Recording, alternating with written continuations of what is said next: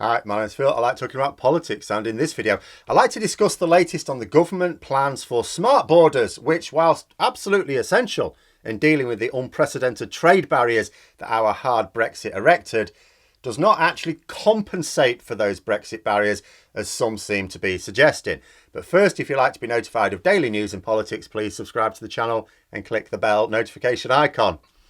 So first things first, this video was supposed to have been done days ago. I've been sitting on this for a good long time. Events somewhat overtook me. But I really wanted to get it out because, you know, when we've talked about Brexit benefits, I mean, this may be a Brexit benefit in as much as we can get. You know, I know I've sort of done cheekily Brexit benefits in the past, and it turns out the beneficiary has been someone, at least outside of Britain. You know, if it's in the UK, it's in Northern Ireland, but it may be an EU country that's benefited from extra trade. So a benefit for Britain, for actual Britain, this could be it. Now, it's not a net benefit. It's not, I think we can rule out net benefits, but smart borders, they are being called a Brexit benefit of sorts. Now, I'll get on to what the industry experts think of it later, but just looking at the situation, is it a Brexit benefit? Because it is and it isn't. It is a Brexit benefit in that smart borders are objectively a good thing to have for businesses trading inside the country or trading with that country from outside. And for the country's government, it's great news. It's not such good news for smugglers, but they've already had enough perks from Brexit, quite frankly. So from that point of view, absolutely it's a benefit. Is it a Brexit benefit? See, on the one hand, you could say that our government would almost certainly be dragging their feet on the project if it weren't a massive necessity. But there is no way of proceeding with post-Brexit trade without it. We cannot cope with the level of trade that we want right now. The only way we're even managing a significantly but not catastrophically lower level of trade is because we're not carrying out checks on EU imports. But this is not a long-term plan. It is no real surprise that we keep cancelling the planned implementation of those checks. We've done so 3 times so far. Next year we'll be doing it again. We don't have the staff to cope. Last year, Michael Gove talked about hiring and training tens of thousands of customs officers, 50,000 in total. This did not occur. We also don't have the facilities. It's not even a case of just building them. We can't physically expand our major ports. The local geography doesn't allow it. So what we really need to do is we still need those facilities. We need to build them. So we need to build them somewhere else. So effectively that means we're going to have to carry out a load of checks away from these ports, ergo away from the borders. The problem there being that that freight has then crossed over your border already by the time it gets to a checking point. So we'll need to track lorries. This is part of what the smart border system is intended to do. Finally, this is the best one, we don't have the IT system to cope with our new expanded level of required checks. Again, the smart border system would comprise an IT system which should integrate everything. Now there's my first note of caution straight away. This Conservative government has actually tried to modernise several systems with new IT. It has a 100% failure rate. And this is not something to be lightly dismissed. Even if this smart border system would deal with all the problems of Brexit, which it won't, but if it did, we need it quickly. The government say it should be in place for 2025. It won't be. I've no specific information on the fact that it won't be. I just know that every single IT system that they've ever implemented has resulted in catastrophic failures for several years afterwards. But whereas the other IT systems that they've botched, like for the Department for Justice, the Department for Work and Pensions, could have been delayed until it was working, we need this border check system in place as soon as possible. That for me makes this project a higher risk of failure, because the government will not want implementation to be delayed. But rushing the release of software has never gone well, so the system is unlikely to work in the foreseeable future. But let's pretend for a moment that it does work. Let's say they actually learned lessons and that they will approach this system properly and get timely feedback from stakeholders throughout, not freeze them out of the process. Instead of trying to keep it all secret, they actually engage with them and take on board what they say. But in terms of it being a Brexit benefit, we could argue it's a benefit in isolation. We could argue that the government would not be so committed unless it were absolutely vital.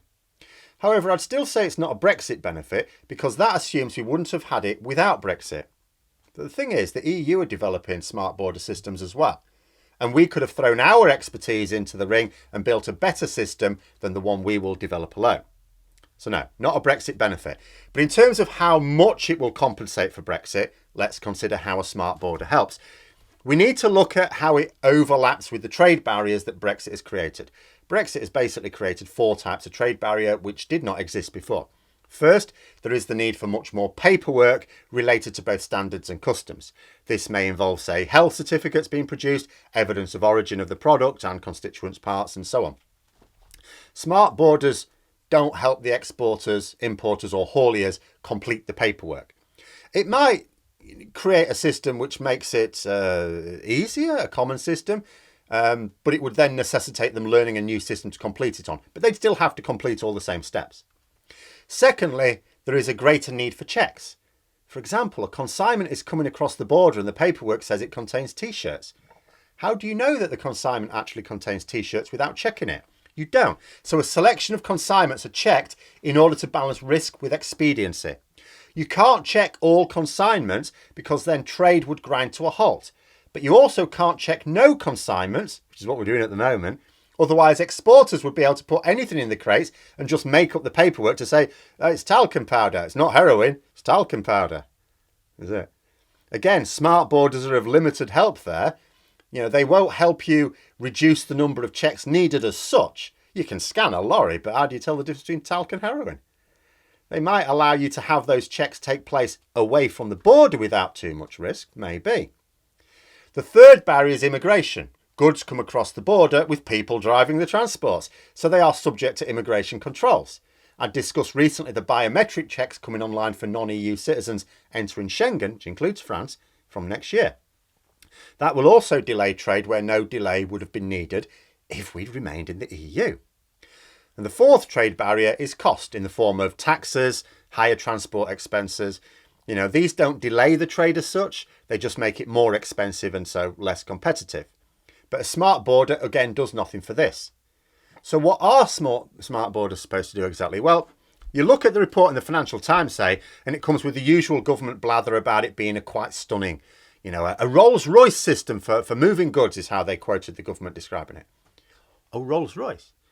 Evoking an image of world-class engineering combining precision, efficiency and style. Oh, marvellous. But what about the details? We're told about a system to be implemented by 2025 to allow UK border agencies to share information in real time.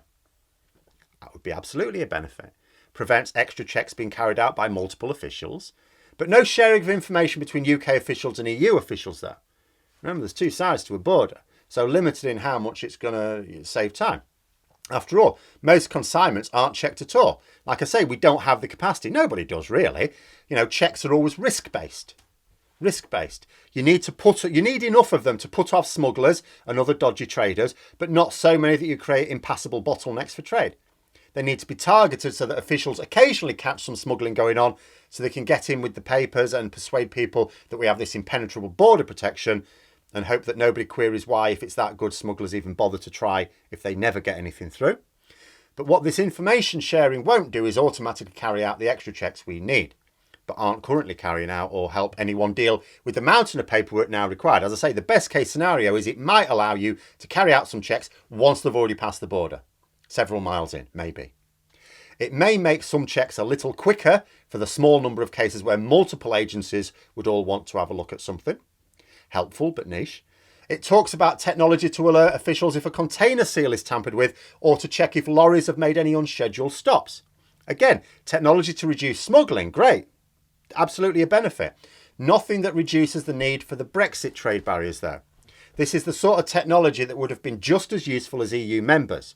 It's why the EU are doing their own. Does nothing at all for the extra Brexit trade barriers. And it was also reported that the hope was that the system would allow more self-assessment away from the border. But here's the thing. How do you do that? Is this system going to result in fewer checks on goods, fewer physical checks on goods? If it is, you increase the risk of smuggling. If it isn't, you aren't actually reducing the trade friction that Brexit has introduced. You may be removing some bottlenecks, but not the delays. Bear in mind, right now, no checks are carried out. It actually seems vaguely silly to suggest that this system reduces trade friction when that trade friction is going to increase the second we start applying checks to EU imports, with or without the system. Now, I'll go back again and emphasise that these plans are good in isolation. They are helpful. In fact, I saw a quote from a business consultant saying that we basically are going to need a highly advanced digitised border out of necessity. He described it as a Brexit dividend of sorts. I think the of sorts bits was alluding to the fact that although a modern approach to border control will help trade, it will not offset the downsides of leaving the EU, so it's not a net dividend. Still, if when we at least rejoin the single market, we can then gain access to our much easier trade and still have a modern border control system as well. Because it was followed by another quote from a trade policy advocate for the British Chambers of Commerce.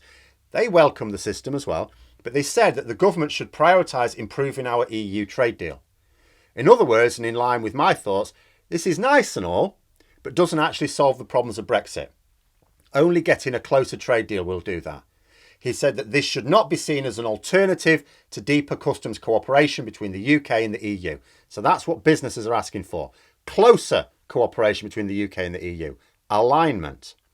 Because that's the take home from this. Nobody is going to argue against modernising any system. A more advanced border is a benefit to everyone, or at least everyone who is trading honestly.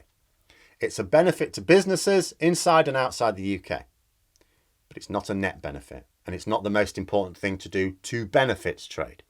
But those are my thoughts. Let me know yours in the comments below. I hope you found the video interesting. If you did, don't forget to click the like button. If you'd like to support the channel further, please also click the Patreon link for details. And until next time, I'll see you later.